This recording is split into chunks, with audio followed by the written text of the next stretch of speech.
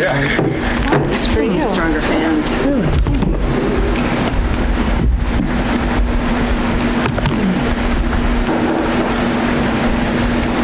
I will start and let people in if they're in the waiting room, but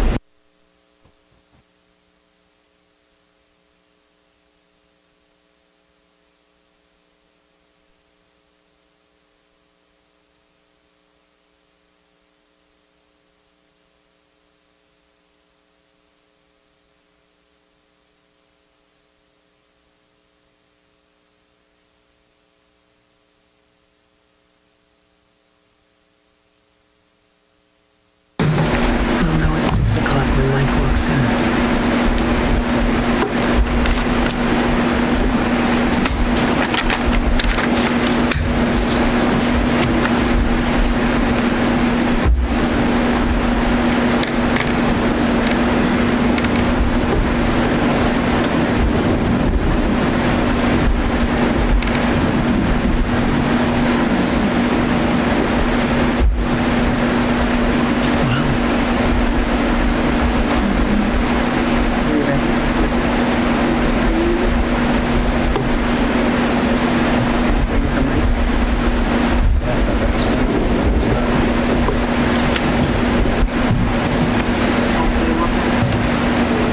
Everything's open, right?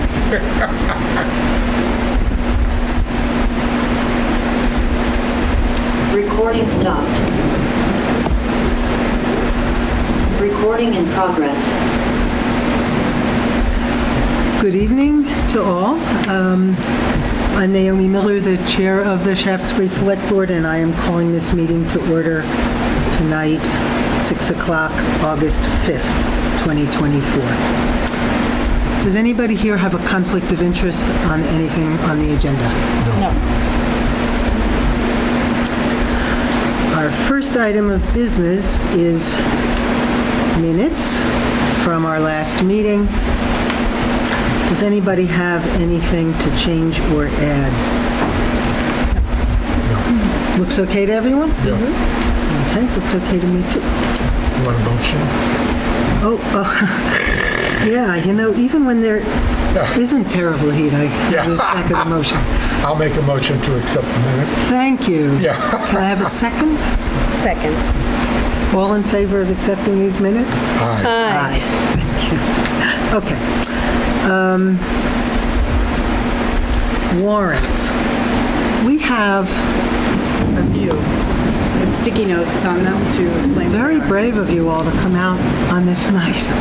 Right out the Thank storm. you. Stay home until it stopped raining when we come out.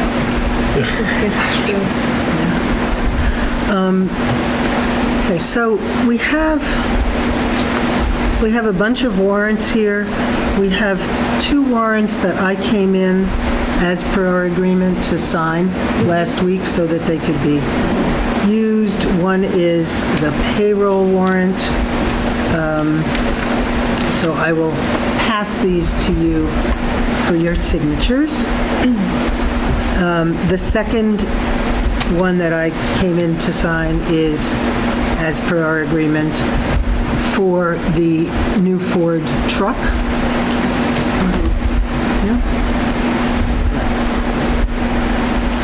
And now we have here payroll. Everything's sticky. What, Paul? Everything's sticky, even if it's. Everything's sticking. We have check warrant number 25005 for, where is the total? $62,473.89. Can I have a motion? Second? Second. Second by Tony, motion by Brad. I'm gonna look at and announce the things that are over $1,000 or that look new, of new and interesting venue. Sycamore Landscaping for $1,635. Anything particular Sycamore was doing for us? in this? Yes, one of them, the 2,625 is cemetery maintenance and mowing and everything. And the other one, the 1,635, is classified in part-time mowing help. If you recall, Mike had posted a part-time landscaping position, which we were not able to fill, so we had to ask Sycamore Landscaping. There's a lot of mowing to do, so they've been helping us out. Okay. Yeah. But we've still got it posted. We're still searching. Yeah, yeah, but I mean, it's almost over now, so. We'll be shoveling soon, At least we hope so. yeah. Okay, United Construction and Forestry, 2611. 611, parts and maintenance for the backhoe and the grader for the DPW. Okay. Wow, wholesale distributors for $8,240. Yeah. DPW had to purchase a culvert because they're paving White Creek Road, a portion of it, and a grant will cover this. Down the road a little bit, we have coverage for that. So for now, it's on the warrant. Great.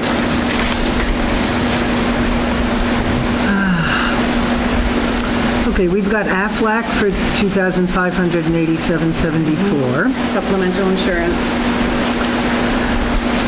We've got Allied Auto Parts for $1,072.87. Chloride, parts for the loader, more chloride, and plus batteries. Maintenance for the trucks. Great.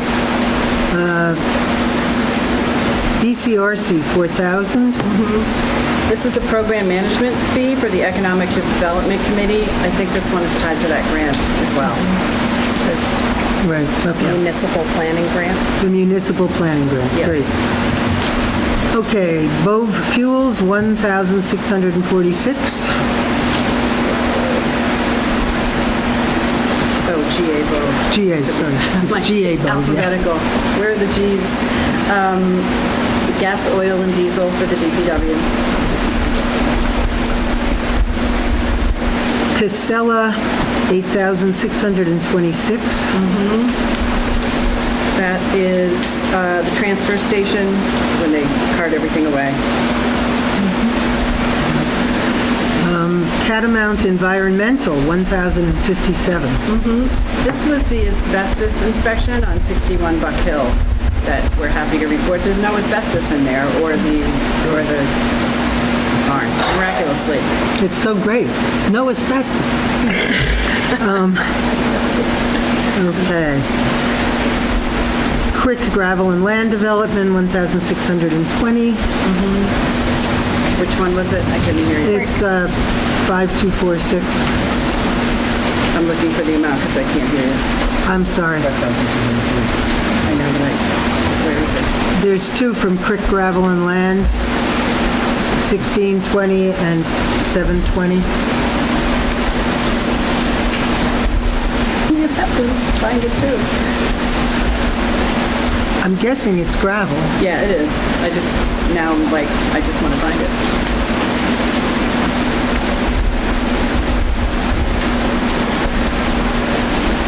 Yep, it's gravel. Okay. Yeah.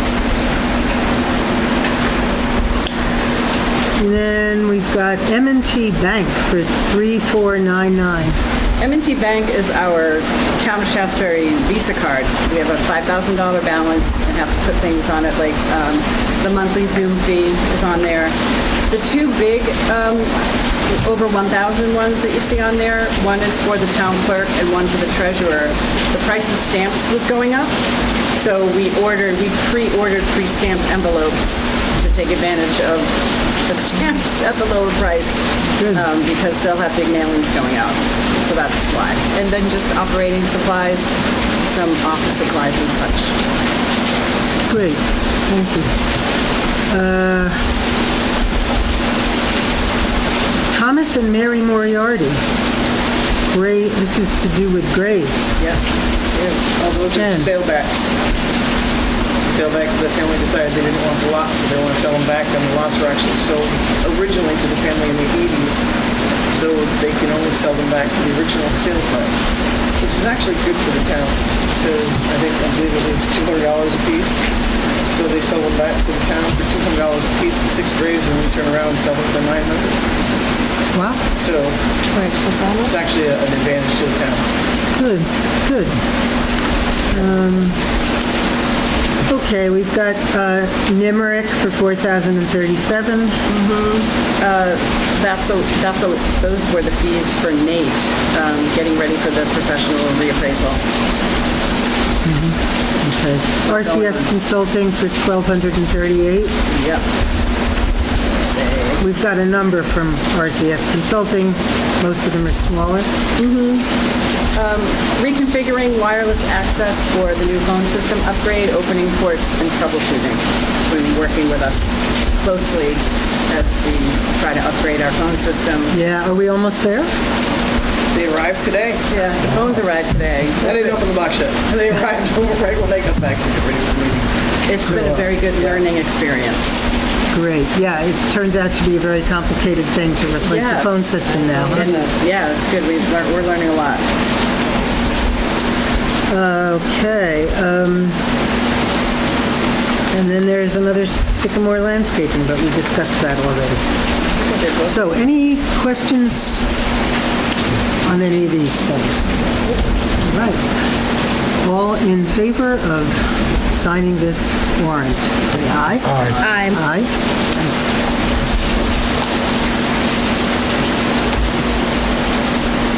Passed 4-0-0. Wonder where Mike is. He's on vacation He's on vacation this week. on Block Island. On Block Island, right. Okay, and then we've got, I'm so sorry, folks, you come out on a big, rainstorm and we're spending all this time on warrants. We're dry. We have here another, a new thing, since we have brought our payroll in-house. We're now going to be getting a monthly Another warrant monthly with the withholdings that are held in a liability line until we pay them at the end of the month. Instead of the like payroll the company state of doing Vermont. those withholdings for us, we're now doing We're it. now doing it. So this one is for a total of $29,075.62. Can I have a motion?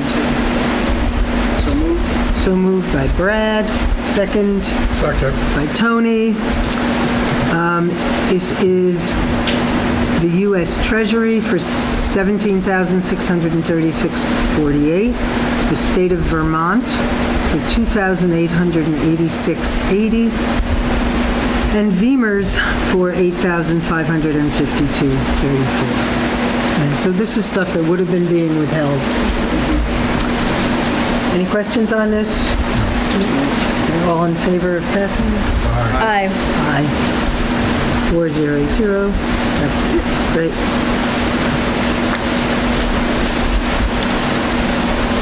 Okay, announcements. Paula? I have two. The first one is a yay.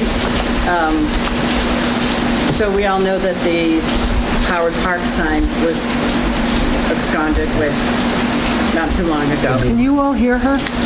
No. I'm sorry. So the Howard Park sign that had been stolen, we're working with the Recreation Committee to get it replaced, and Peckham Industries has very generously, they're going to replace the sign for us free of charge, because they want to do more for the town. So that's in the works now, and we're trying to figure out how to make it unstealable. So it might be, my idea to the ladies was, how about a big rock? How about it's stone? Good. Yeah. And not just something that screws in and have it etched and make it rustic and nice, and that's, Excellent. they'll be working with Peckham on doing that, so hopefully no one will steal it. They would need a forklift. But that's very generous of Peckham to do. Yeah, like, we're gonna put a boulder there and just, Yeah. I'll get Yeah. spray paint. No, we don't want to do that. The Okay. And the second announcement has to do with the transfer station. Okay, we have a new procedure at the transfer station because due to an accounting, this is, from the auditors, traditionally we had that cash box and people would just go up in the honor system as much as possible and put the money in. That cash box is gone. Shelley has a cash register. A lot of training has gone into this. She now has her shed over there and getting used to these procedures. So you have to go inside now. And just this last week when that was happening, there have been some very unhappy people who were perhaps used to just coming in and putting their trash in and sneaking and not paying the fee, right? Because the cash box is hard to police, if you will, for lack of a better word. So there were also a few instances of Shelley and Greg being shouted at pretty nastily by a few people. So the second constable, we got him an ID. We're all going to have Shaftsbury town official IDs now. Went over to give them back up because they know I don't know what to call them, the people who do that all the time, and they know. So he gave Shelley and Greg some much needed backup, and I think I will have them show up sporadically just to give them the support they need. They shouldn't be having people yell at them. So I'm going to ask everyone, if they're at the transfer station and happen to see this, to back up the employees of Shaftsbury. They have a hard job to do. And for those who say, I'm going to go to Cole Hall and complain, come on in, because we're going to back them up 100%, and they do such a good job, and they're also learning how the new procedure works. Cash registers, I haven't used one in 20 years. They're learning a new procedure. But it's all good. The accounting's going to be cleaner, and a tape at the end of the day, and cashing out, and this is like a big deal. So don't yell at people at the transfer station. Please, be nice. Be nice. Thank you. You're welcome. And I want to just back that up by reminding people that Shelley and Greg are doing this new thing at the behest of the Select Board. It wasn't their idea. You know, they're doing their job as we asked them to. So if people have thoughts about it, they should bring it to us. Bring it. But please don't take it out on Shelley and Greg. Frustration. Any other announcements? Okay. Public comments. Art and then Debbie. Well, I come to you in the spirit of Paul Harvey. Paul Harvey was a radio announcer who used to end his editorials with, and now you know the rest of the story. So there's been a rumor around town that the town is doing business for Whitman's on Whitman's property. And the truth is that Mike Iannotti came to me and asked permission to stockpile sand and gravel on land that I own off from Calder Road, because he's replacing all the culverts on White Creek Road, and rather than go all the way to the north, he just picks it up, and I'm letting him use my front end loader at no charge and everything. So that's the story. Tell your friends we aren't doing anything illegal, okay? Thank you. Thank you. But to go along with what we were just talking about, a resident of Shaftsbury confronted Mike Iannotti saying that Mike was doing favors for Whitman because they were friends and they were ignoring his request type of thing. And I've been the liaison to the DPW for 10 years, biggest part of the budget, so there's a lot to talk about. So when Mike was hired, it was very refreshing to find somebody who knew what he was doing, the love that that man has for Shaftsbury, and he's always trying to do the right thing. And I just think it's really sad that people have to knock down somebody that's working so hard, such as Shelley and Greg and Mike. So please treat them with some respect. again, okay? Yes. So if there's any more rumors, you can ask me. I'll tell you the truth because I wouldn't lie to you because I'd forget what I lied to you about, and I couldn't say the same thing twice. So, okay? Thank you, Art. You're welcome. I hadn't heard this rumor at all, No. but if I had, I would have invited you to come. Okay. Thank you. Thank you, Art.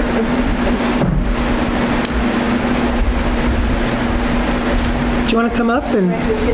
Well, you don't have to, but that way everyone can hear you and The mic is, the mic is there. we're very technological now. Yeah. Yeah, if you can just say your name and I'm Debbie Goldman. Hi. Following up on the whole transfer station theme, I mean, we may as well have a theme this evening.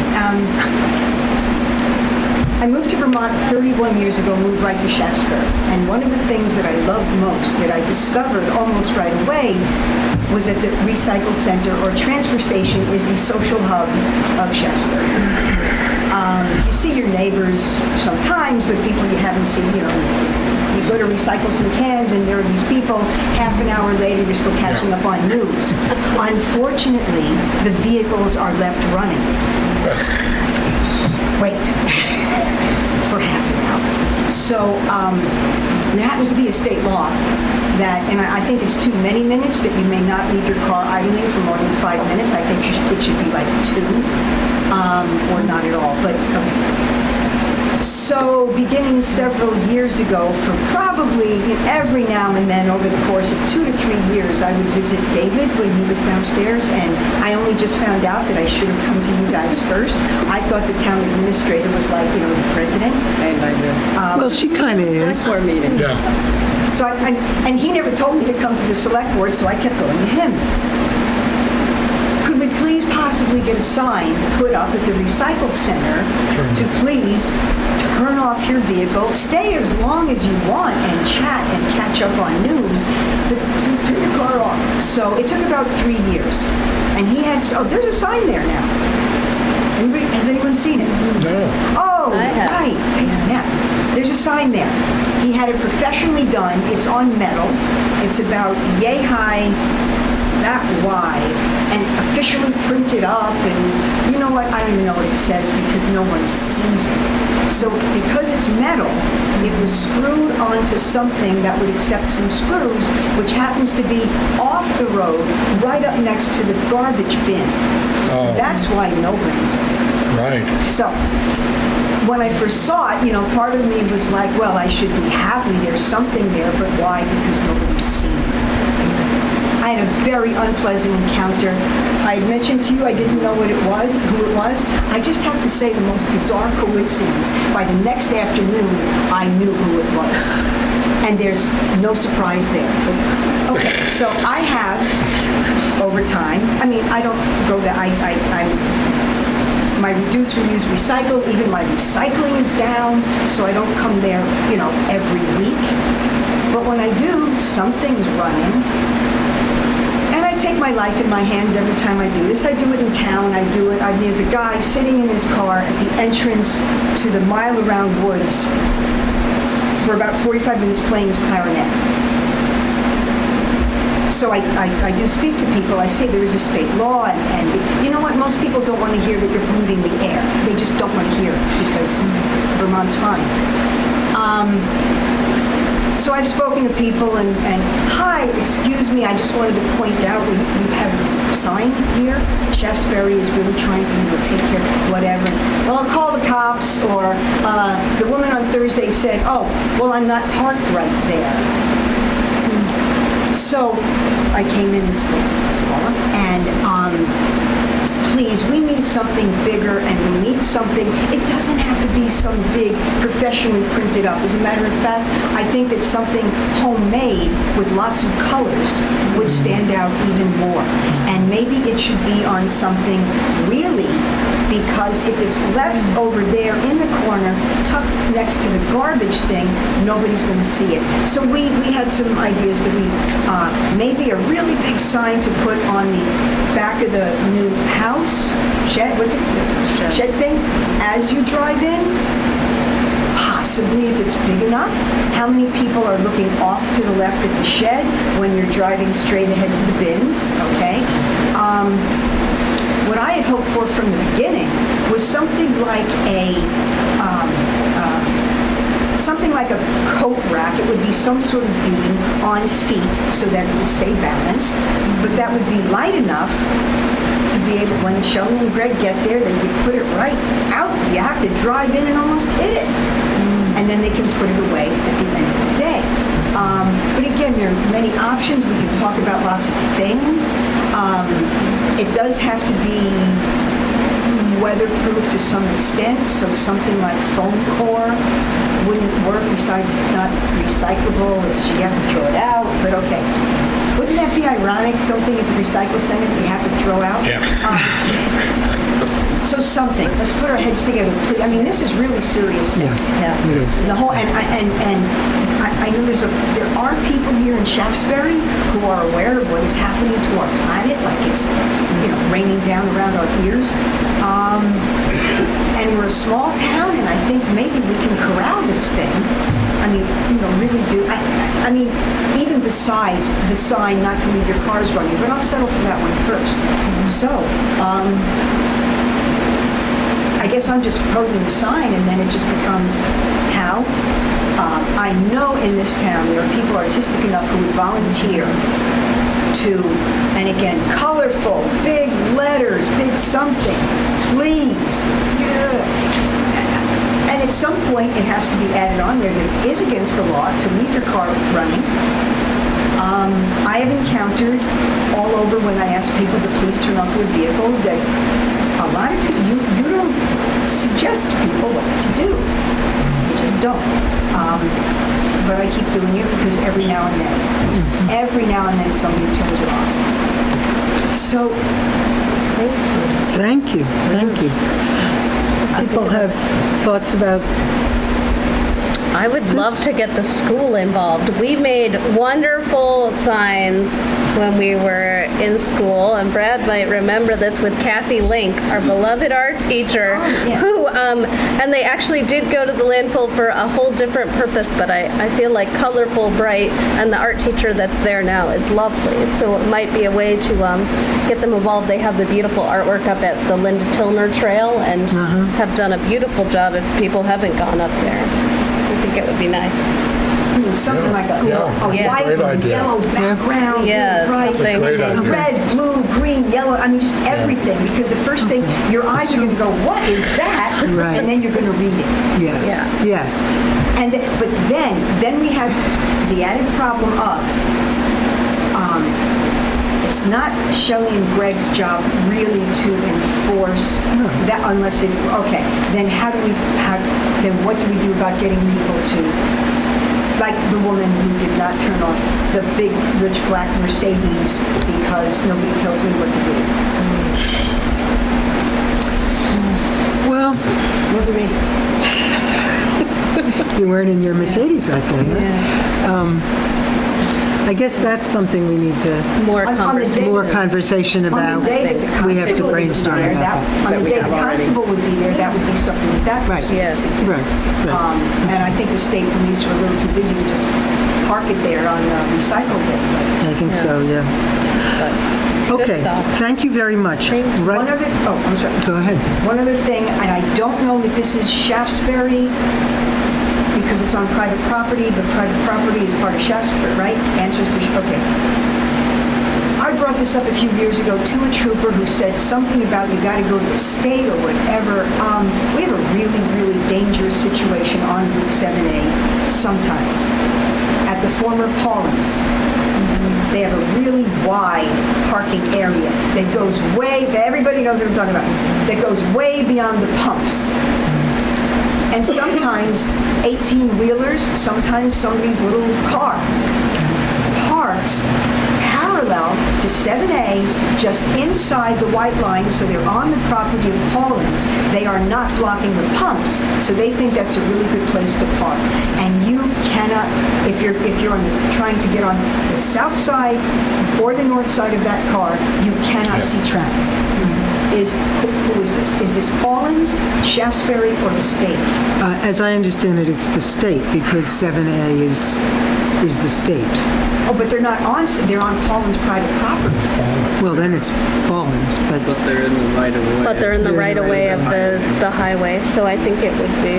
But I think it might be worth talking with the owners. It's now the Buck Stop. Yes, it is. So, and we have contact information for them, I believe, and we could talk to them. I think that might be the first step before. want to do that, folks? Should we empower Paula to reach out. talk with them about that on our behalf? Thank you. Yeah, it's terrifying. I think we've all had that experience. Oh, have you all had the Oh, experience? yes. Everybody has it. Yeah. Terrifying. Thank you. Thank you. Happy. So, who wants to take responsibility for talking to the school?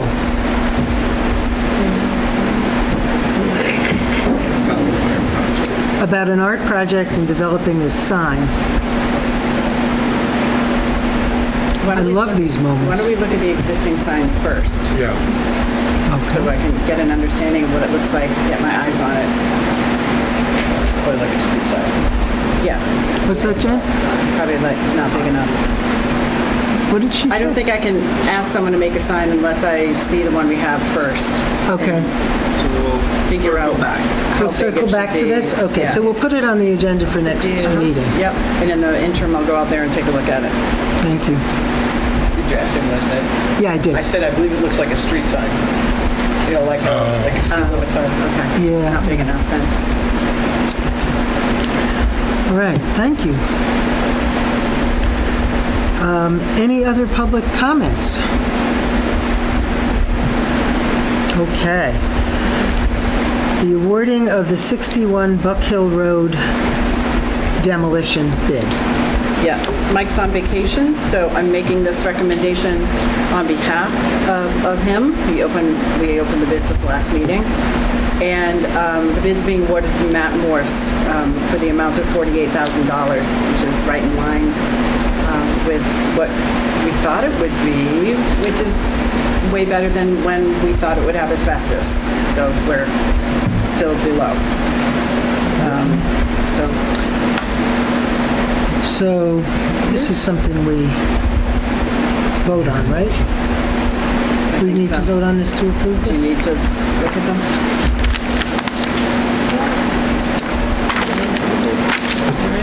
For both buildings, right? For both buildings. It says 61. Right. That's It is for both buildings. It is for though. both Yeah. buildings, yes. Yeah. Thank you.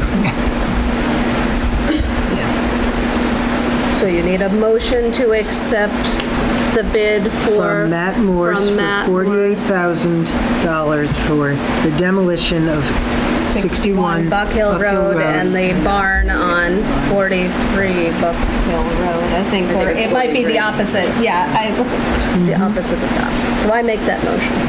Thank you, Martha. Can I He have can a start second? on August 12th. This is going to happen quickly, which is good because it's actual ARPA funds being used for this that need to be, this portion needs to be expended. Yeah, she's correct. It's not 61. Yeah, No, 65. it's the two things. It's the opposite, yep. Can I have a second to Martha's motion? Okay, discussion? No? Everybody? It's a very No quick asbestos. turnaround. August 12th is next week, isn't it? Or the Which week is after? wonderful because that's we... huge. that's okay? Yep. Yeah, because every day it stands there, it's a Right. danger and liability. And then I forgot to mention that Joe in the Shaftsbury Fire Department, they're doing more training on the 8th. We're getting one more in before we tear it down, so. Great. Yeah. Okay, so all in favor of awarding the bid for this job to Matt Morse, say aye. Aye. Aye. Thank you. Okay, discussion of Coal Hall renovation.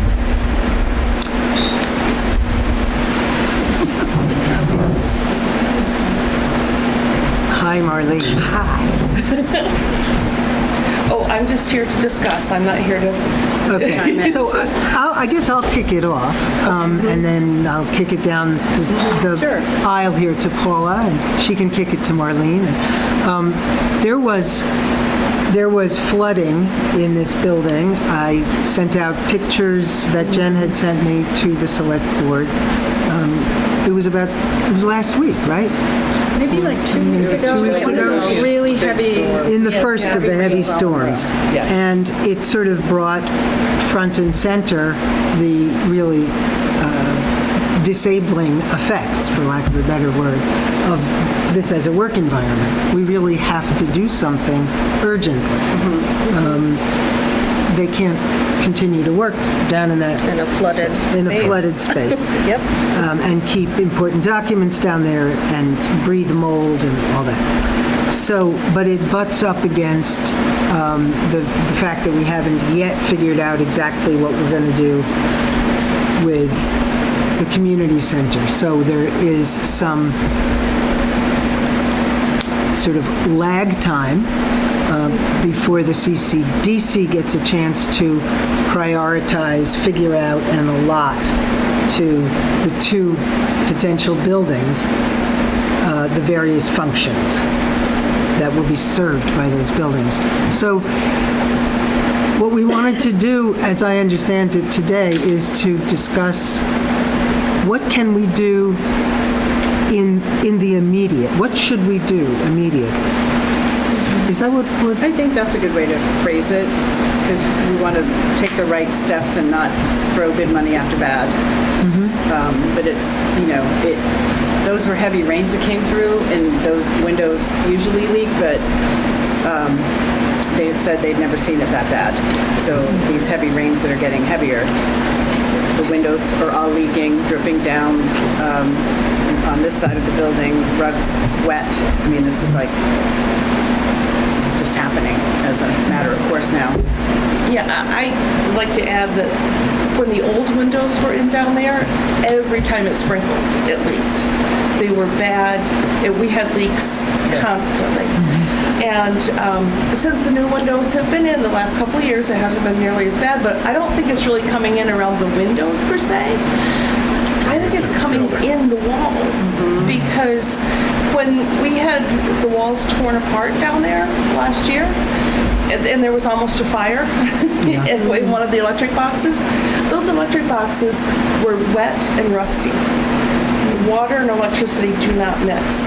The only way they could become wet is if the water's leaking in the rocks someplace. A couple of the windows, it was leaking from the the frame. From the very top? Yes. Okay.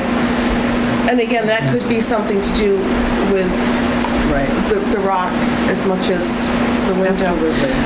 Yeah. You feel how hot it is up here?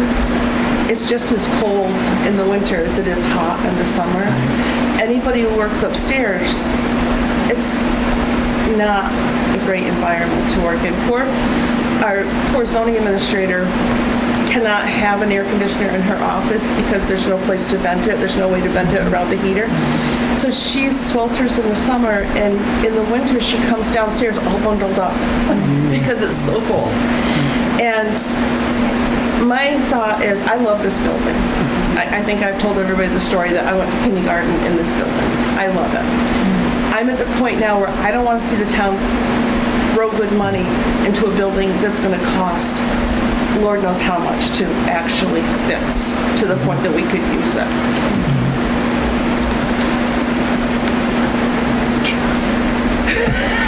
That's just my 2 cents as somebody who works in here every day and sees.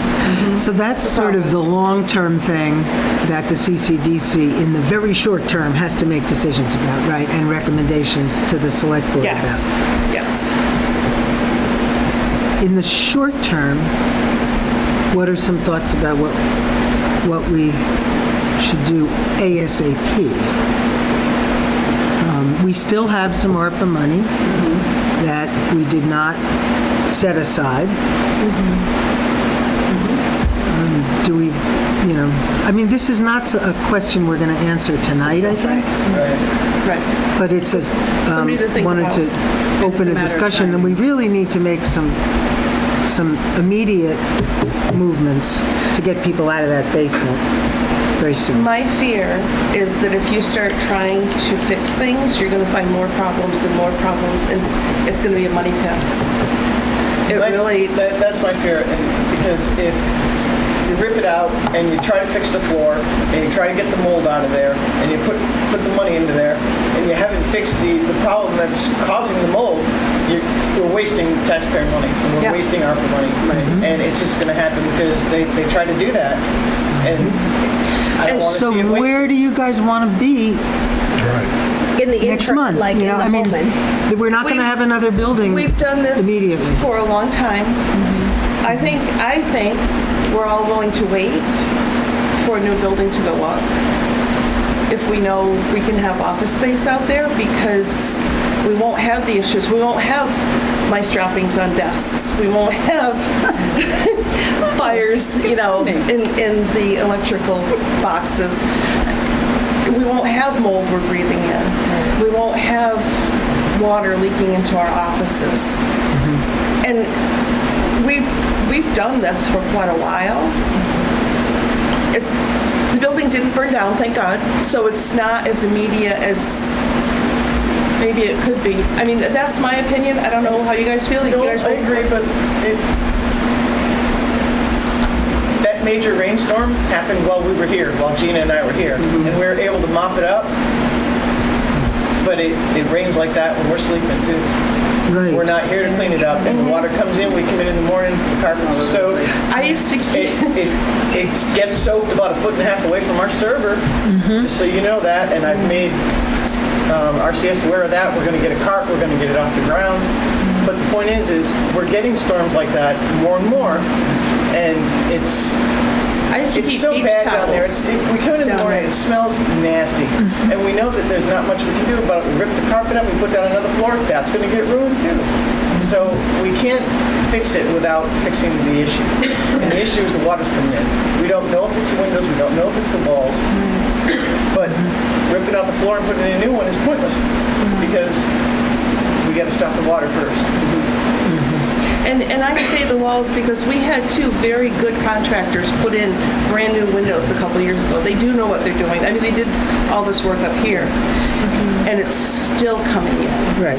Yes. Well, it's a really It's a old historic foundation, and- building, I Yeah. think. Right. And one of the things that we have to remember is that this building is ours in perpetuity, and so we also need to be thinking about whether or not it holds our offices and things like that or not. It will be in our possession Right. And we will forever, take care and of so it. we need to make Right. sure that We we have are to do thinking about something that. to- Right. And so my question about this, because this is very much climate resiliency is what I'm hearing here, and if one of the things that we had been working on and have been working on is the MERP, which is the climate resiliency program through the BCRC, and if there are options for us in the interim to help with this, because I know that they had money from the state to be implementing some of these climate-related things and heat-related things that are happening. But I'm also wondering, at the moment, it sounds like we need to be running dehumidifiers down there. We do. 100%. We How do. many? All the time. How many of They're on them? all the time. 24/7. How many of them are down there? And are they There's big one in enough? my vault. There's 2 air purifiers. Okay, so it sounds there like to we help don't with the have mold. enough down there if there's only one, because this is a very large space to be dehumidified. So We got that sounds like an immediate thing. One that running in could be- Gina's office, we got one in your office. Those are not dehumidifiers. Those are- They are air purifiers. Right. Yeah. But our air conditioners also dehumidify. Okay. So there is one in each office that runs the whole time Yeah. we're here. We do not leave them on when we leave. When you're not But the one in my leaving, yeah. vault's 24/7. Okay, right, because those are very important documents to Yes. Yeah, So- what about the vault? On a Tony? raised platform, Yes, thank goodness. The vault, is that in danger? correct. No, And because it's actually It's up. built, it could be if there was a fire. Yeah. Yes. yeah. But, Yeah. but it's raised up from the floor. And a you little have bit. to have quite a flood to damage anything in the fall.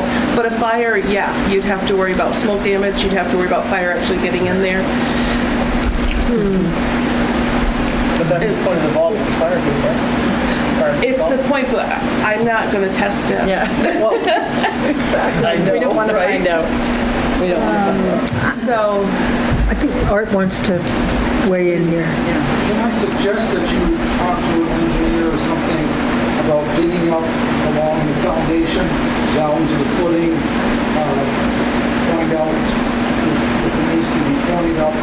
Also, I don't think there's any rain gutters, so all of the water is coming right. I just think that there are ways to stop water from coming through a foundation without destroying it, without tearing down the building. Okay? oh, I don't want to tear down. I don't think anybody's thinking about tearing down the building. Do you know if there's But a yes, French and then- drain around it? All right. What's that? Do you know if there's a French drain around the building? I doubt it. I doubt it. Okay. Probably not. I couldn't imagine it. That might be a good thing to And we don't Right. think it's coming in from below, it's coming in from above. Because the wind is with the Oh, rain. the gutters The would wind is help. with the rain, but the gutters. So this is the kind of thing we will need to do anyway, right? Yeah. Oh, yeah. Right, There may So- be We have to preserve grants the down the building. road for historic buildings too. that's true. Yeah. That, Well, there might be grants Climate. through the BCRC for climate resilience with historic structures. I think Yep. there are. I think I've seen I think the one actually. One came has- One across- came yeah. through. It's the state of Vermont. Yes. Yeah, and maybe a thing to do with that would be just to get an engineer in as a With MSK first thing. or different. Yeah, So maybe we should put out a bid or a request for proposals, because I can imagine that there might be several folks that might be interested in doing some of that work. And so, maybe we should look at the grant and talk to and then figure out. BCRC first, Get some guidance. get some guidance, yeah, and then, Put it out. does that make sense? How about getting a consultant to come in about the water, diverting the water? That's where we're, Yeah. yeah, yeah. But does it make sense to you to get a consult from BCRC first about what's available in terms of grants before we put out Yes. for bids on it? Yeah? You too, Brad? Anything to add to this? Okay, so we are of a mind that the first step will be a call to BCRC and exploration of relevant grants, and the second step, which perhaps we can address at the next meeting, will be to call in, well, to put out a bid. Yeah. Proposals. We have to preserve the building no matter what. And we hear you. because I'm not going to shut up, so good. This is the stuff that goes, what happens next is the Yeah, CCDC. exactly. Yes, Yeah. yes. And that'll be exciting. Okay, anything more about this?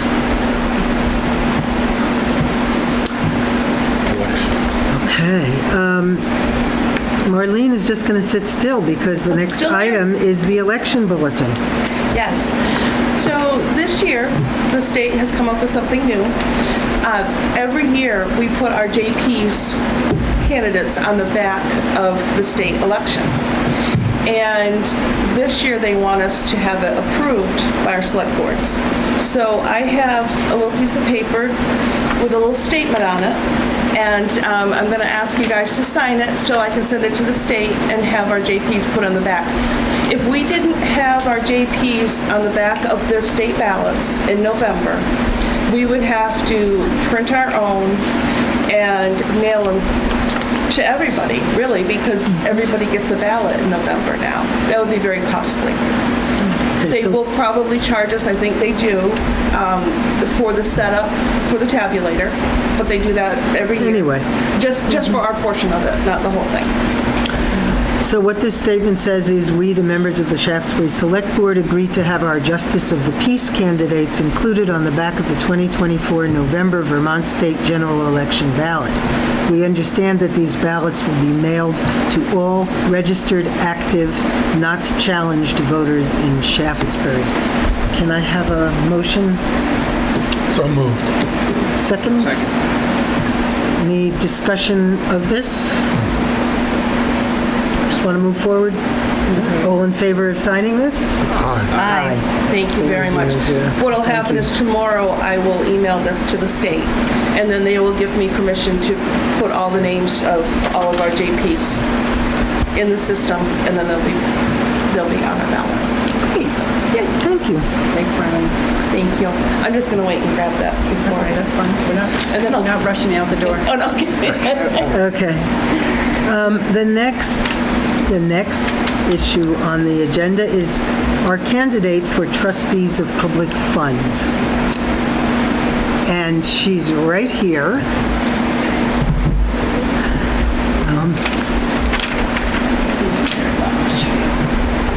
So, Rosemary, would you like to come up and introduce yourself? This way or that way?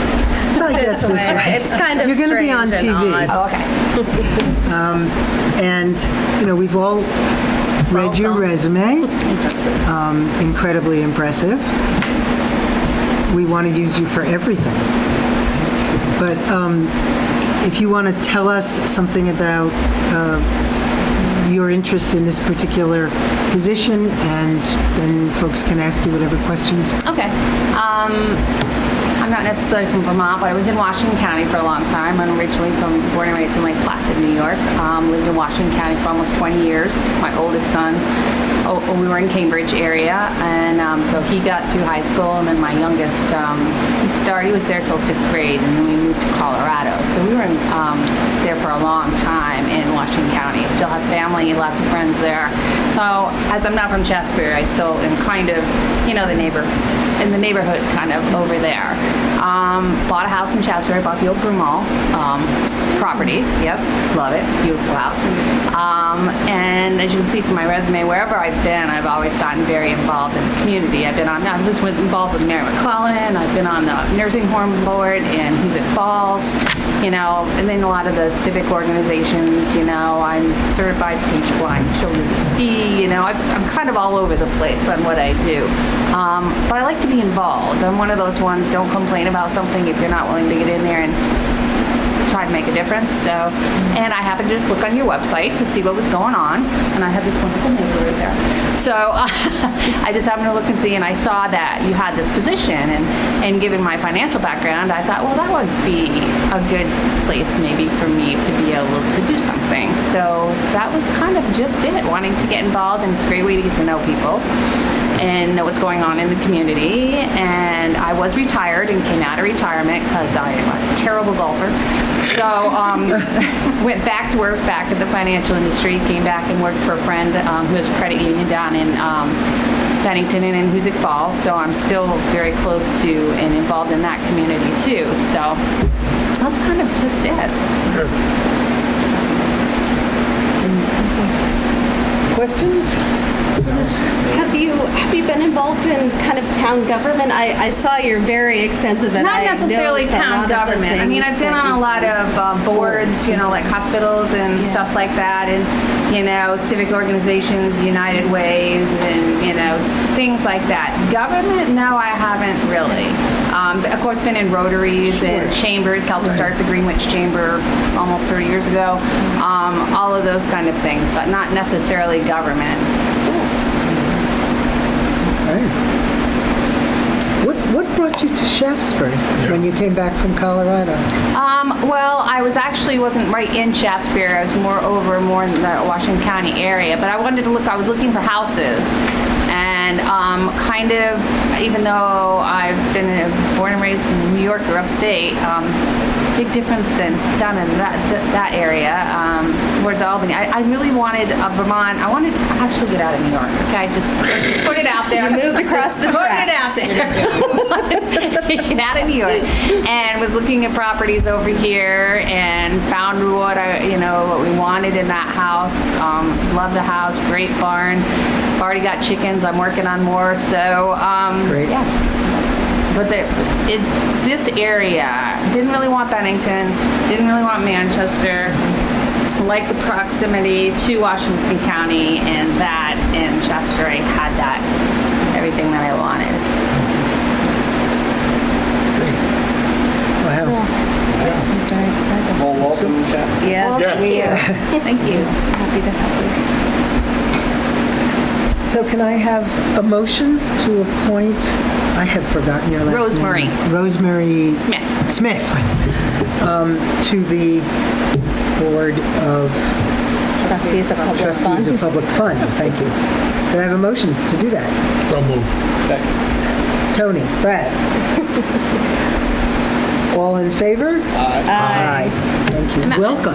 Let me just Welcome. say, with my financial background, I'm not an architect on anything, but I did a lot of very large construction projects in the resorts of Colorado and Steamboat and Aspen and in Vail and all of that, like the $25 million projects and stuff like that. So if you ever do need, I'm not an architect, but as far as the financial and doing the construction loan and watching Good to know. the building and checking to make sure, they're not overbuilt on one and over budget on this. I mean, Well. if you ever do get into, I do have some experience. I'd love to help. I love doing that stuff. Well, that is a You don't know what you're getting yourself We into. will be contacting you. And we know you're right across the Yeah, street. you know where I Can't get am. away from us. Come on over for coffee. No excuse. Thank you. You're welcome. Thank you so Nice much. to meet you all. Yes, Welcome. thank you for helping us out.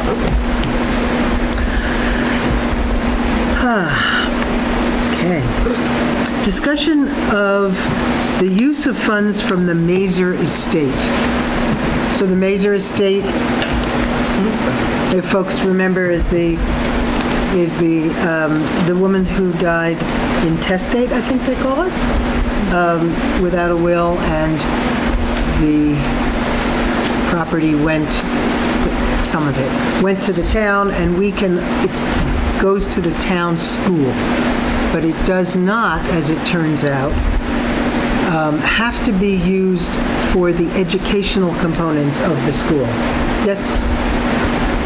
Do you want to come up, Rob? That way you can. Hi, Rob, thank you.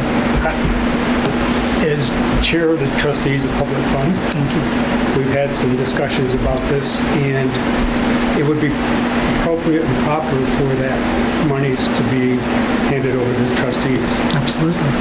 The select board has the right to make a decision as to how that's used, but in the interim, that should come to the trustees of public funds.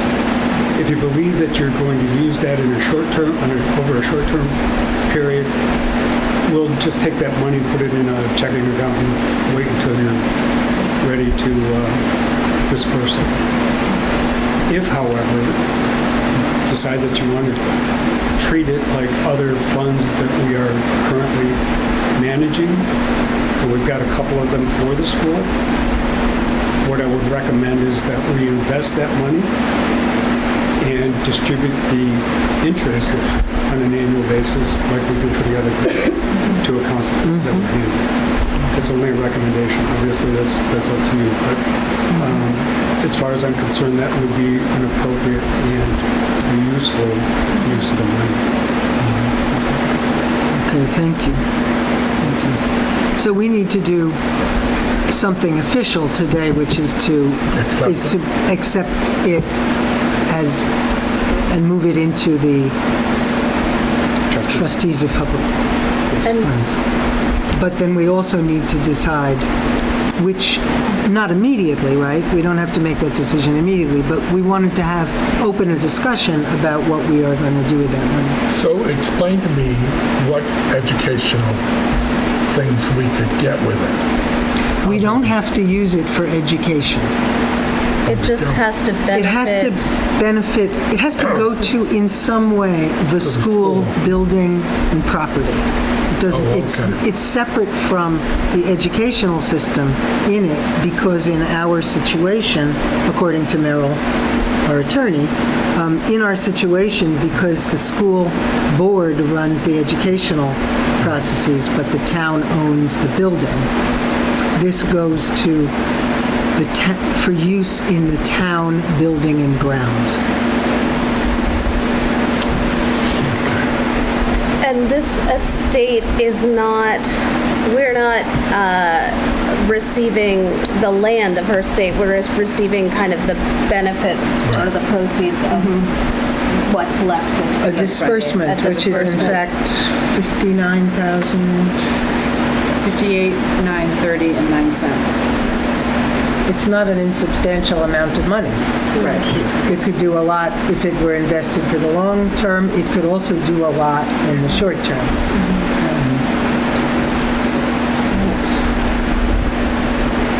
People have thoughts about that money? Many. Well, my thought was give it to the school. Just give it to them. And I'm sure they have other projects that need to be done. But if we got to hold on to it and put it into a trust and earn interest on it, that might be beneficial also. And we could dish it out slowly. Yeah, as I mentioned, we're currently managing 2 other funds for the school. Right. And that's exactly what we do. The capital gains go back into the fund, but any interest that's earned during the course of the fiscal year is paid out to the school. We do that annually. So would you lump it in with the other ones so that you have a bundle of money? Well, no, I actually issued two separate. I don't know if I bundled the two of them together, but basically I take the interest from the 2 accounts and pay it to the school every year. In fact, we're ready to do that now. And what do they get for interest? It depends. They're invested primarily in mutual funds. It's usually mutual funds that are poorer in performance, if you will, but higher in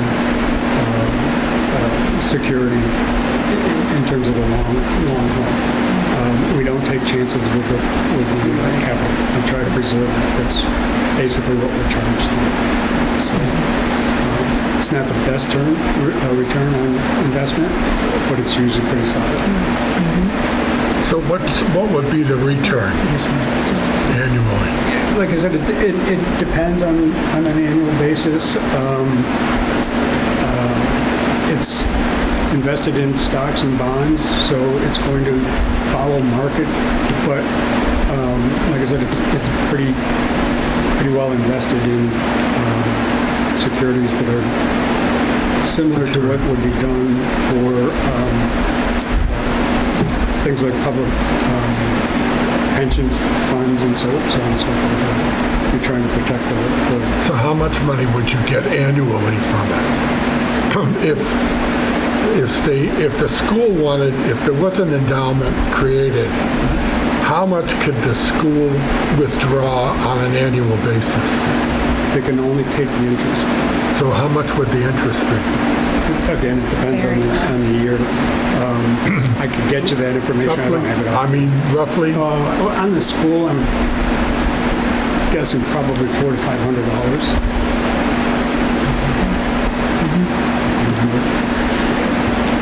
So I just want to point out that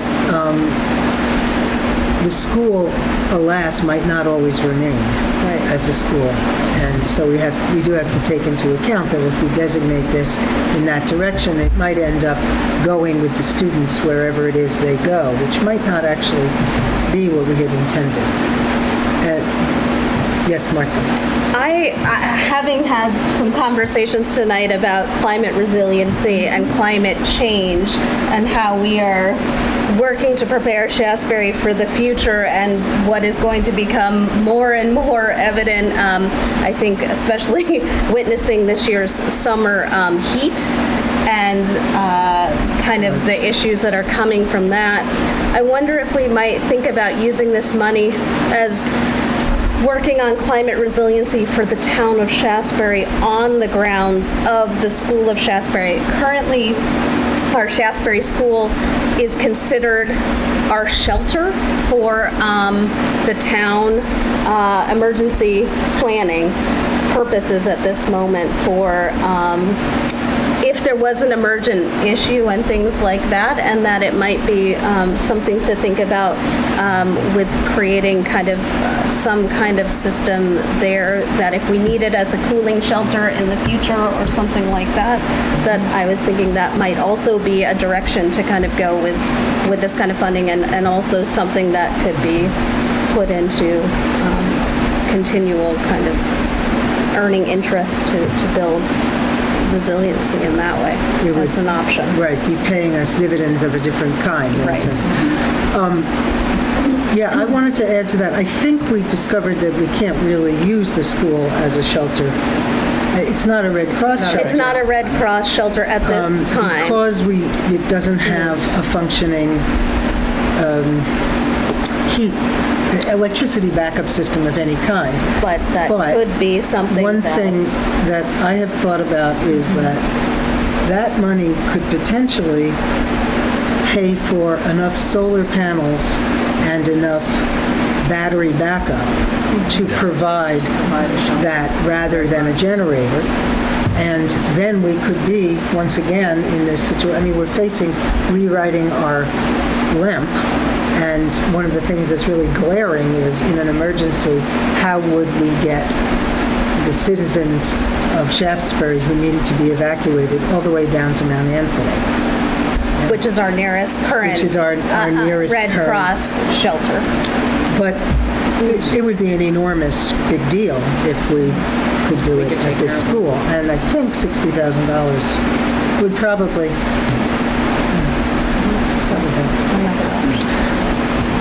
A comment from the floor. Since COVID, they have discovered that we are not exchanging enough air in public buildings. And I think the school really should consider doing a study of how fast we can change the air, maybe putting an air conditioning system, because with COVID coming more and more frequently, becoming more and more transparent, they're saying that we have really dropped the ball on air exchange in public buildings. Yeah, good point. Good point. Thank you. Just to, Yep. I don't mean to use it, but Lots of options.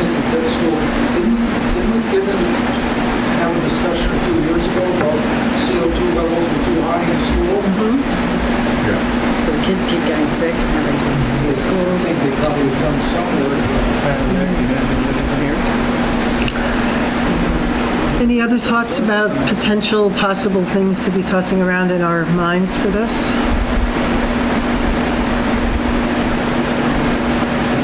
I like the idea of putting it into the bank and drawing interest on it. And then eventually using it for I think solar panels would be great. It's a possibility. And then that's certainly an option, Tony, is Yeah. you could take the entire amount, 59,000, we can still invest that. And if you want to draw on that, there are no restrictions other than its usage. So you can do that over a period of time. You don't have to do that. I used to work in Proctor, and we had an enormous endowment, and every year we would tap into that money for the school. I mean, to the tune of tens of thousands of dollars. So we're not going to do that. Yeah, I mean, I have no idea what the principle was, but it was obviously a lot. Yeah. Okay, so we need a motion to deposit this check into the Board of Trustees of Public Funds Care in some way. I didn't give you the check? Is that how that's? Thank you. Okay.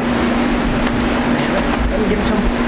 And does it have to be in a specific fund, or can it just go Not to you for the immediately. moment and then it will just be held in your I'm happy to stead? take Yes. I don't know if we need to also in He's our got his motion trips put it booked in already. as a, earmarked fund, because most of the funds that you have a name and a very specific we'll thing. create one. We'll Okay. give it a name so that we Sounds keep it good. segregated. So can I have a motion to transfer. give Rob that check and to ask him to create a fund that is flexible in its usage. So moved. So moved. So moved. Thank you, Second. Brad. Do you want an envelope? I have a question. Why would you be creating a new fund if it's going to the other stuff? It's not going to go. It's not. It'll go into the pool of funds, but it'll be segregated so that we can keep track of it. Can't go in Yeah, like because it has a different, fund because it's it not has a different taxpayer. mandate than the It's other. separate, so it's Do a I- different do- type of money. She passed the check and we didn't even Yeah. vote on it yet. Oh, I'm Yeah, I sorry. know. thought She's you like You're not getting it acting, back. You better say yes. He's on it. He was so eager He's to on his get way it. to Hawaii. okay, I'm just that Brad fast. made this motion. Do we have a second? Tony, can you Yes, second? yes. Yes, okay, seconded by Tony. Any Yeah. further discussion of this before we pass this check across the table? No, okay, all in favor? Aye. Thank you, 400. Thank you, Rob. He was so eager to get that check. I was like, please get it. I want it out of my desk. Okay. Locked in there. And we are now up to number 12, presentation and update on Shaftsbury Solar Project from Reed Willis. And Reed, I am really sorry that this has turned out to be such a long meeting. You have been waiting patiently. We are glad that you're here.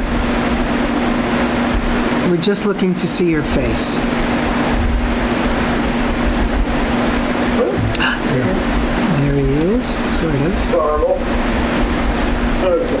Better? No. No. Well, it's a little chilly. But hi, everybody. Hi Nice to hear there. what's happening. Can you see us okay? And I cannot. Yeah, we just see the town symbol. Can we, are we not on that? I seem to be having an issue with the camera. Even if we, And I wonder if it's because before the meeting I added our little friends. Oh, okay. I Okay, think I created the issue. okay. I'm really sorry, Reed. You're just going to have to take us verbally. That is okay. All right. If I take Well, that off, it it was- sees us. Can you hear me okay? Yes. Yes. Great. So, it's great to hear everything that's going on in town. We hear a lot about climate resiliency this evening. So, we're trying to do our small part with that. And I know this is a big project and it's been a lot to talk about in town. It's been a real good experience for me. Dave Hazel's on with me, our team. It's been very interactive.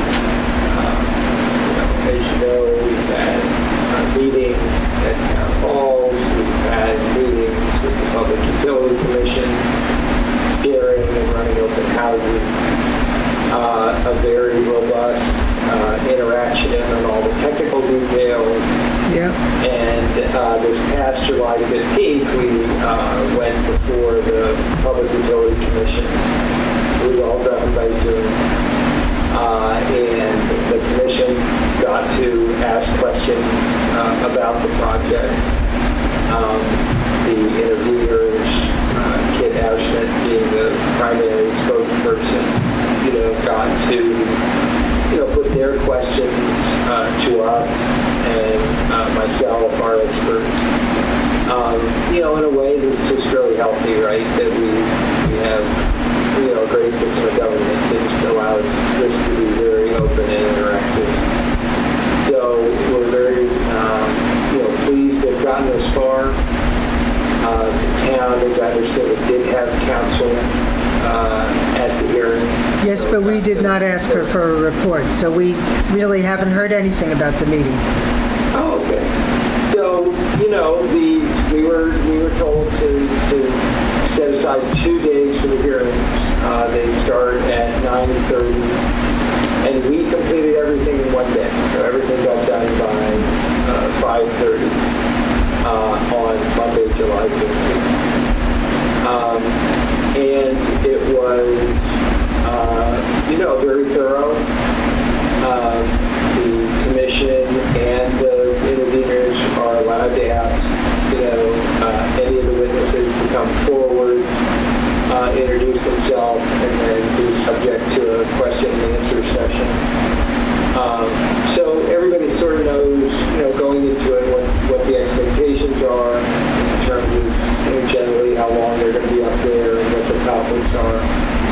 And but I think it was good. It was good, healthy discussion. Don't have any particular takeaways. There's certainly issues which I will update you on, which I know are important to the town. I can say they did ask about the host town agreement, which I tried to spell out effectively what the various sort of stipulated benefits and voluntary benefits that we've all agreed to. And I think that was really good for the commission to hear and to see that we were working together. I think that was appreciated. For the items that I think are highest and most important, we were asked about progress on the V-Trans permit. Of course, that will be a part of the decision, should the decision be made by the Public Utility Commission to allow the project to go forward. We felt we had a good day. We think that will be approved. A condition will be to have that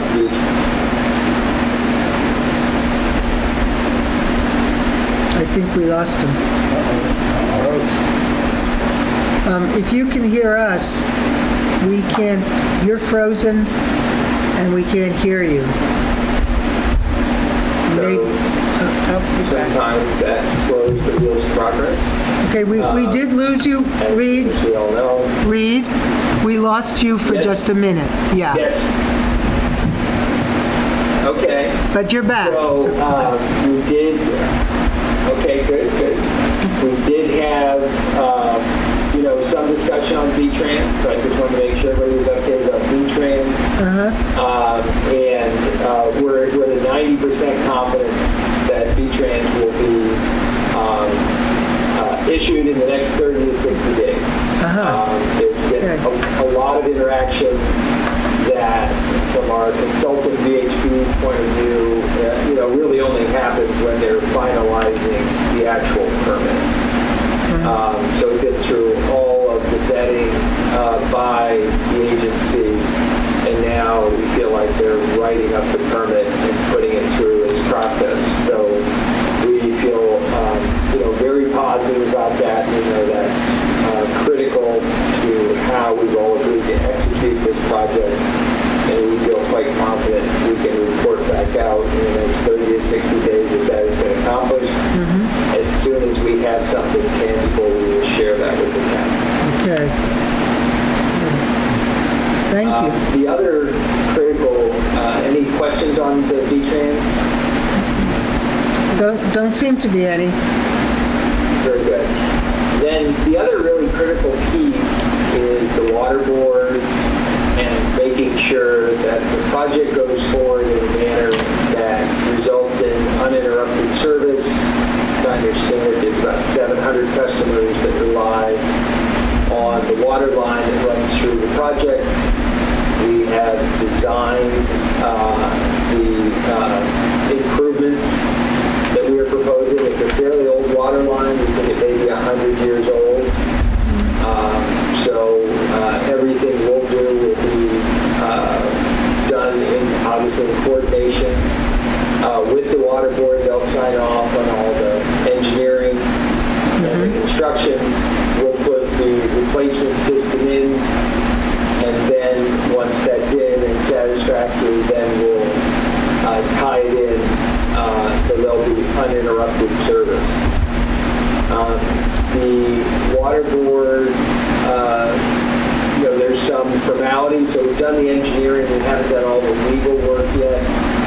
So I would expect within the next 60 to 90 days that will move forward.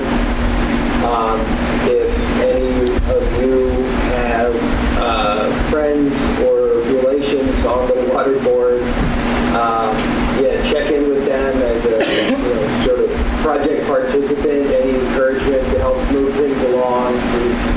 they just don't need a lot there. And I'm sure they have a very full plate. Maybe you could just, put a kind word in.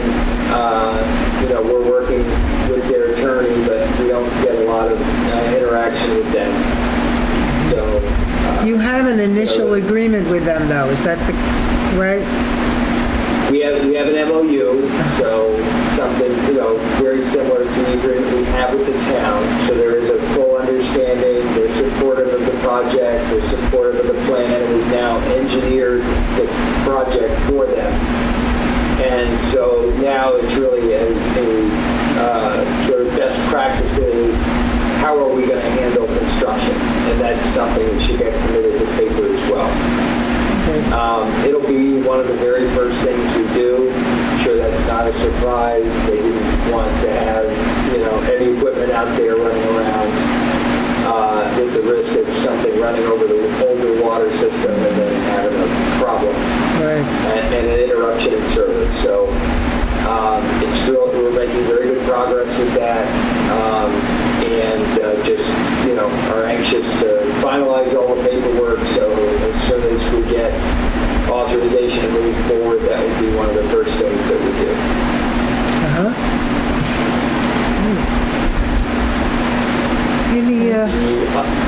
Any questions on the water board? Don't seem to be any. Very good. So the other, very hot topic in discussions with members of the community and in our hearing is where will the power go? Obviously, the power physically goes right into the town of Shaftsbury, the line that runs through town, which is a 46 kV line that runs through the property here, runs up along, crosses Route 7 there, and runs up the property. So physically the power will stay here. Up until recently, there really hasn't been a good mechanism for Vermont utilities, Green Mountain Power in particular, to buy from larger projects. The incentive structure that was set up in the current regulations really led to buying all the power they could get from Canada at a very competitive rate. There's been legislation that's passed and is going to, move forward. There's a veto by the governor. There's a veto override. So there's a lot of back and forth, a lot of debate about what's the right thing to do here. At the end of the day, my understanding is that process is now complete and we've moved to the regulatory side. So for what we're trying to do right now, we have made a proposal to the state of Connecticut. They ran an open bid process during the beginning of 2024, and we should hear back from the state of Connecticut. We did this project to the state, and we expect to hear back from them this summer. And if we were awarded, likely we would move forward selling to them. If that doesn't happen, it looks like, Vermont utilities and Green Mountain Power in particular would be in a position to buy power from this project in 2025. So it would be great to keep everything local. There appears to be the right incentives for Green Mountain Power and for the project to work on something together. So again, similar to V-Trans, I would expect to have an update for you, and we'd be happy to come to another meeting. Call it, where are we now? We're beginning of August. I would say late September, early October, we should have a resolution really on both those issues. Hopefully a good update on the water board as well. Can I ask you a question about this latter issue? Of course. If you enter into a contract with the Connecticut company, how long would that contract be for? The contract structure that they were looking for was a 20-year contract. I see. So, given And you're not going to be producing energy until at least 2025, right? Yes, So given 2026 Six, will right. more likely, yes. So given that this is the really the most important issue that citizens here have expressed reservations about, is there any way that you can just give it long enough to find out whether that legislation is, as everybody anticipates, really going to pass? Because otherwise, the legislation won't do any good, right? Well, a couple of things would have to happen. The legislation, I do believe, has passed because there is a veto override. So I don't know when you override the governor's veto if he signs the bill into law because it's been held to, or whether it's signed by the legislature. But from a legislative standpoint, that process is complete. There's a second process. That process would be the rulemaking. So once there's the right to do something, they do the what. The next thing they have to do is the how. So how will that work? That process probably won't start for another 3 or 4 months, as I understand it, and may take, into the middle of 2025 for all of that to get sorted out. I think it would be challenging for the project to sort of stay on the sidelines. We won't have flexibility. If we're selected by the state of Connecticut, we'll have a very short time window in which to make a decision. And to be candid, we've been working on this for a number of years. We've invested quite a fair amount of capital. It is likely that we would proceed with that. However, it is, a competitive bid process. Nothing is assured. And if that is not the result, I would think, yes, our highest priority would be to try and do something locally. I personally work with Green Mountain Power on a regular basis. We're usually together twice a month on a formal meeting. We can talk to each other informally somewhat more often than that. So the door's wide open. It's something we would like to do. It's still a little far out there to see when that will happen. Okay. But you'll tell us more. We understand what people's thinking is, and we're doing our best. But we're also, trying to do this as a business. Okay. Thank you. Any other questions from folks on this? Okay. Passing it back to you, Reed. Okay. So, it's great to be here. If nobody else has any questions, I'll, quickly go through from a process standpoint where we are. There will be a couple of additional filings that are made by the project, by the interveners, the first of which will happen later this month. There'll probably be a follow-up to that in September. Then all of the pre-work will be done. The Public Utility Commission then takes all of the data that's been submitted. They will take these last couple of briefing memos and they will make a decision. We expect that decision to be made before the end of the year.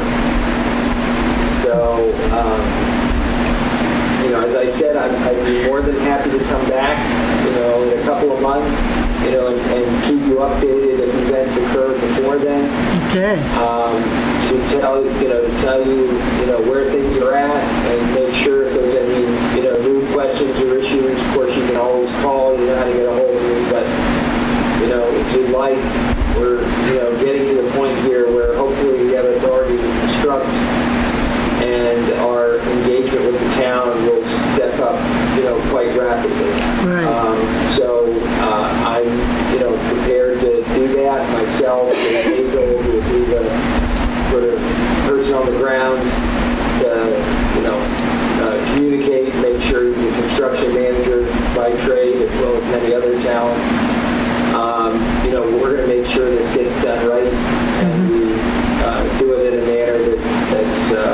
respectful of the process that we've set out. So you let us know if any additional questions come up. Okay. Otherwise, we will keep you posted for any new developments. I'm not sure anything's going to happen between now and early September, but if something does, I'd be happy to let you know, let the board know, and to come and meet in September. Okay. If there's no material updates, maybe it'll go to October. But in either event, you can expect, a higher level of communication now that we're into the, final stages of this PUC process. Great.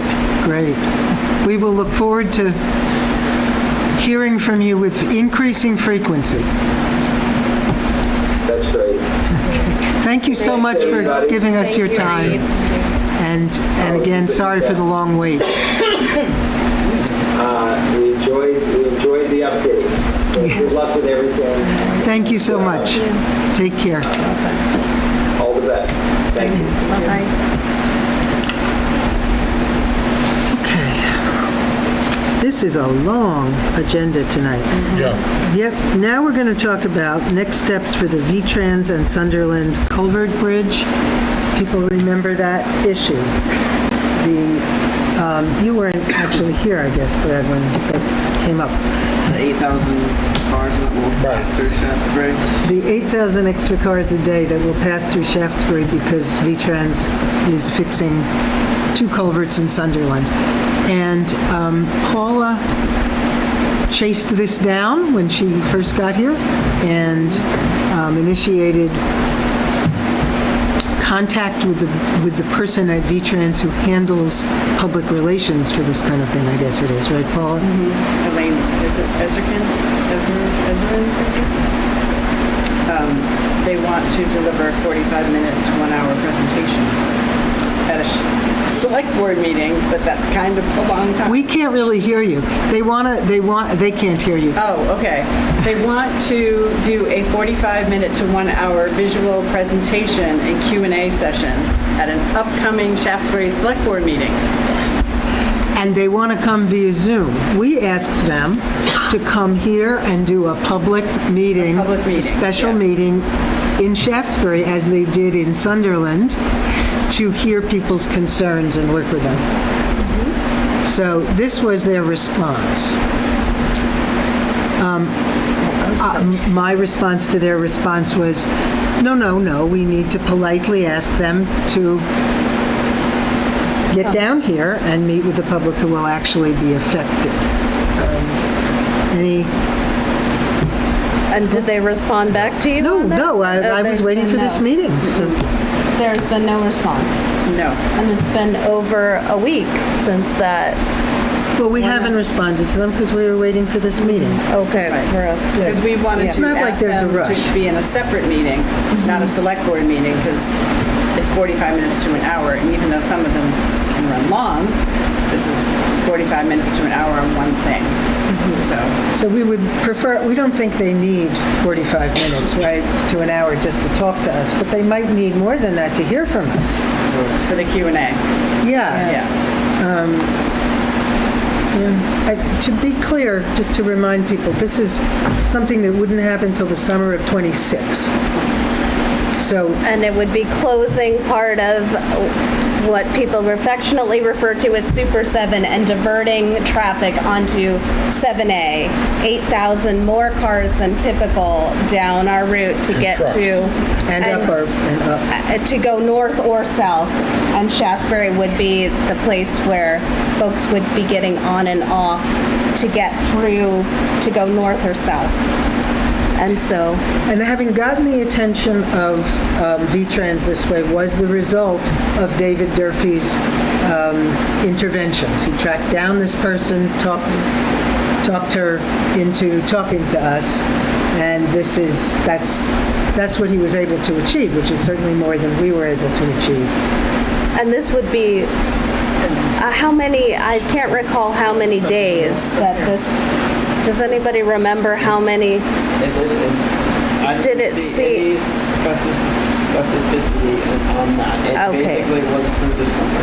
Yeah. through the summer. So it is not just a week or anything like that. It would be a much, much longer, potentially, project. What's that, Marie? That's if everything goes smoothly. Right. Correct. So I think that as a respect thing, that they should definitely come down to see us in person. And I think, what would be, I think, reasonable would be a 15-minute presentation and then Q&A for the rest of or maybe 20-minute presentation and then Q&A for the rest of it to hear public feedback and comments and things like that. Yeah. Because Anybody else from the floor want to contribute thoughts on this? No? Definitely that they would come. Definitely that we want them here. Right. yes. Get your down here. People having the opportunity to communicate in person. Yes. Indeed, perhaps to show them the spot in person might be helpful. It's really going to affect our town. They should come Oh, here. yeah. Yeah, there's a lot of cars. Don't we have a V-Trans rep coming to the upcoming DPW forum on best practices? Oh, We do? yes. I'm quite sure that is. I think August 14th. I think it's possible. What's that? August August 14th. 14th. Talking about The forum, yeah. Yeah. I believe Mike was talking about having a V-Trans rep there, Ah, but I'm not sure. that's interesting. So We could bring this up with that person. perhaps. But I would imagine those are different departments entirely, the Probably, V-Trans, but it certainly can't hurt. Right? Yeah. If we're not getting anywhere here, The sad thing is, there are things they can do not to send all the traffic. They can have a temporary bridge, or they can do it and let do more traffic. Yeah. Right. Yeah. I mean, that's stupid. Yeah, it seems like one of those decisions that's Yeah. made from far away. Yeah. right? Oh, yeah. Without actual, Yeah. Doesn't bother them. right. And they probably can't really imagine what it's like on this corner. No. Or at Paulins, Or if at there are Paulins, more as trucks Debbie was being saying. parked there while people are going to and from so will the they work make- site. So will they make our blinking light functional? What's wrong with our blinking light? I like our blinking light, but I think it might need to be functional. Might need to be a lot bigger, Yeah. a lot brighter. We might need a lot of signage. Okay, Ask them. so Paula, what's that? What were you going to say? Well, that we are empowering you to be firm with them. Yes, I'd say, please, I will invite her to come. Is there some dates that we want to look at so that we can put some out that make sense for us? Because I think that would be good in an email to say, Sure. these are dates that These are- work for us. That work for us. Okay. Personally, I would appreciate that. Okay. Are there dates that don't work for us? Well, I was just thinking, it's going to be a special meeting and in an evening time, so certain days are already out because of planning commission meetings or Right. DRB meetings, the Economic Development Committee meets in the evening, so to just make sure that we're not scheduling it on a day Right. that we're going to conflict with somebody else's meeting. So Monday would probably Monday. be the day. The alternate Mondays. The alternate The Mondays second or to fourth do. or fifth? I Yeah. don't think Thursdays are busy at the moment. Except for, The EDC, The CCDC. But not every meets- week, Yeah, no, not every week, although I think that they're going to start meeting more frequently. They need to meet with more all of frequently. us. That's at 4. Calendars up there. Yeah. Martha. Right, there could be a 6 o'clock meeting. 4 p.m. on the 8th. Because our public would be aroused, so we should have it at the school. I was wondering that too. Before this place up. You think? I just think the word needs to get out to the public, how serious this is. Yeah. Do we expect that many people? Well, it'd be great if we could get that many people. Yeah. really good. Maybe we can talk. Paper, you might get it. Yes, we Put it might in talk the to right. Mark. Put Right, it on the website. And then word of mouth. Yes. yeah. Well, then we'd have to talk to the school and see what their abilities and timeframes are, because they have after-school programs that run till 4 or 5 some days. And then Well, gym maybe we should programs get them to agree to come Yeah. before. in the hypothetical and then think about the dates Yeah. and the places. You can throw out, Monday seems like Yeah. a possibility. Right, the 2nd and 4th, yeah. Like the 8th at 6, so it's after people dinner time. Yep. Yep. The 8th of September, you said? Oh, I'm just saying, like, choose throughout the 8th. I said, like, Oh, I was telling you that the 4 p.m. the CCDC is meeting. That was, so going into September. Okay, are we done with this one? Yeah, okay. Number 14, a fall panel discussion on the ash borer policy, on an ash borer policy. Let me just say that what I was envisioning when I suggested that we do this was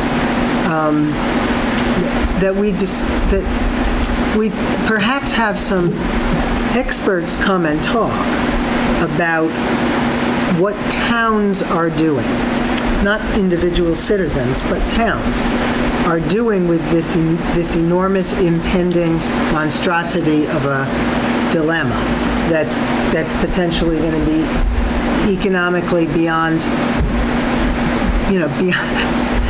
our imagining, right? And that we get people to begin to think about it out loud together as a community.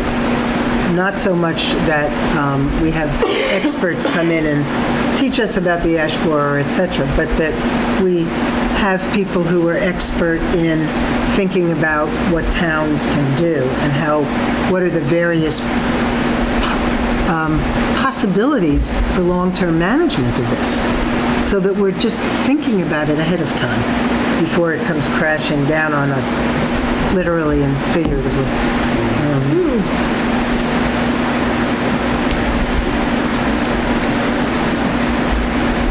Do you want to get David Manson involved? David Mance? Yeah, our tree David guy. Mance III? Yeah. Our tree warden should Yeah. certainly Yeah, be there. I can reach out to him. I owe him an email anyway. But is this a good idea? This just, Yes. I Yeah, think that because would be we- wonderful. yeah. Yeah. I think it would be very interesting if you're thinking in that direction of a towns and what they're doing with the problem, to maybe have this posted or filmed by either Cat TV or GNet to put out on public things in a forum kind of panel. I know in the past we've had Andrew McKeever kind of host a moderated kind of panel of people and potentially from town managers or things like that. If we're thinking about the towns and potentially a town for a state forester or someone else to be on kind of panels, because it seems like towns have very wide variety of the ways that they're going about it, from just its personal landowner's responsibility all the way up to very expensive kind of tree infusions, Yeah. for lack of better word, for, we for can't trying afford, to as we know. that are very expensive. So I think that it really runs the gamut, and so perhaps having somebody moderate a panel like that, but then to have it filmed so that it then goes out to the public, I think would, just as an educational thing, but also potentially for something to also send to other towns that also might be in the midst of it, because we are going to make or break, once again, as a community, resiliency and our towns working together on this, as opposed to just being in Shaftsbury or North Bennington. Or maybe we want to do it with Yeah. a couple of And other so towns. maybe it's worth, and yes. wait till the spring and give ourselves time to organize it.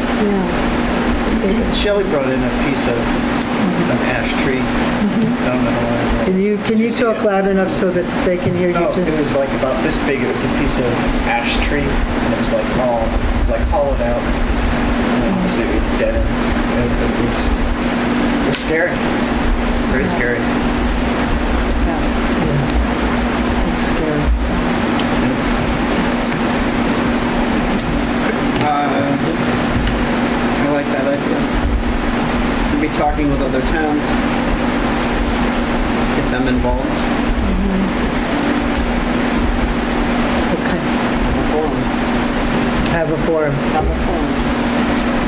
Is spring too late? Some people I say mean, now is it's already too late. Yeah, I was going to say, yeah. But What do you think?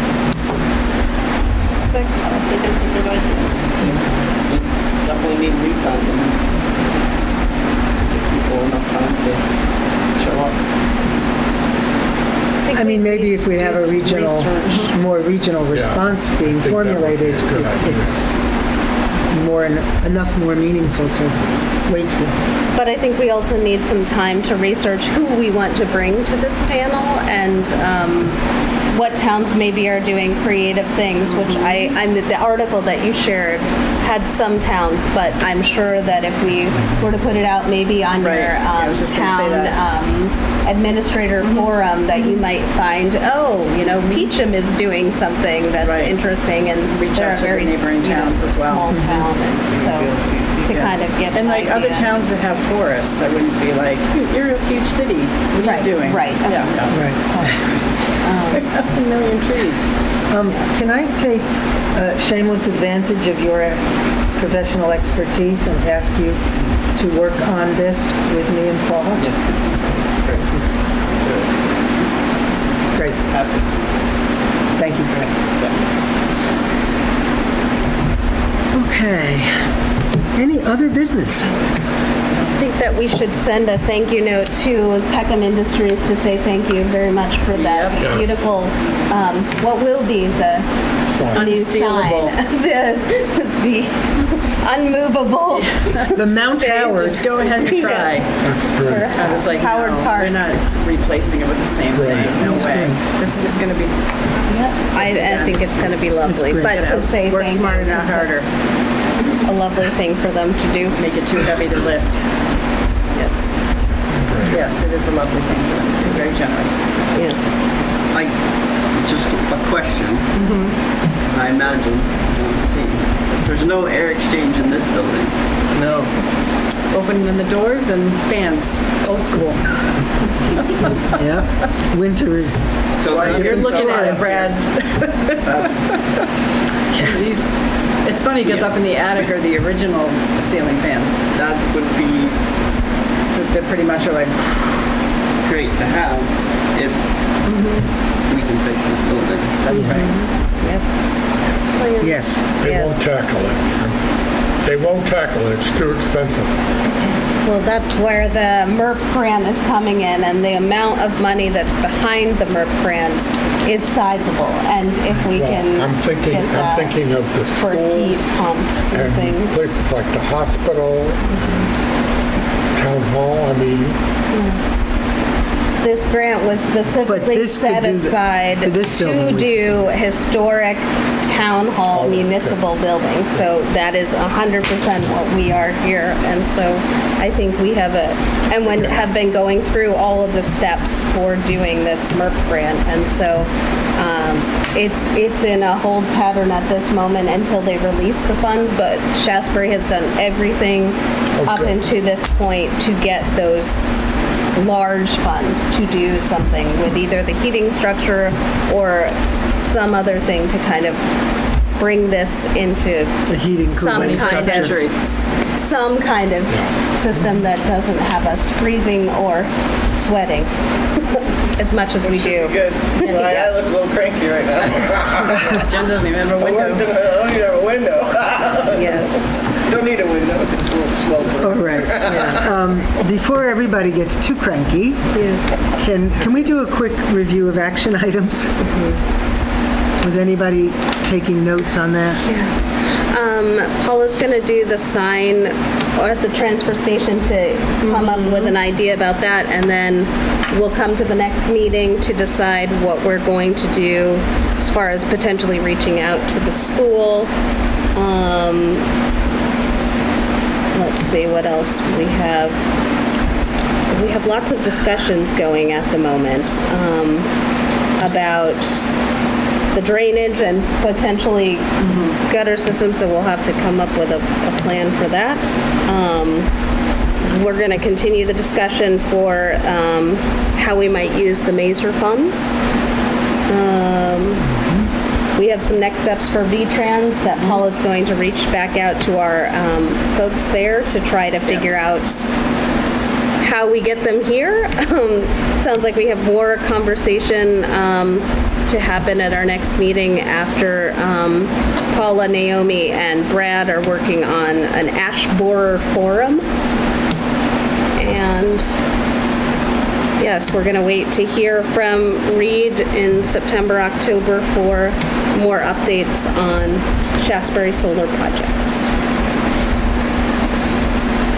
Yep. That's it. Okay. Cool. Can I have a motion to adjourn? So moved. Thank you, Tony. Thank you, Brad. All in favor? Aye. Okay. Thank you all. Thank you all. for staying.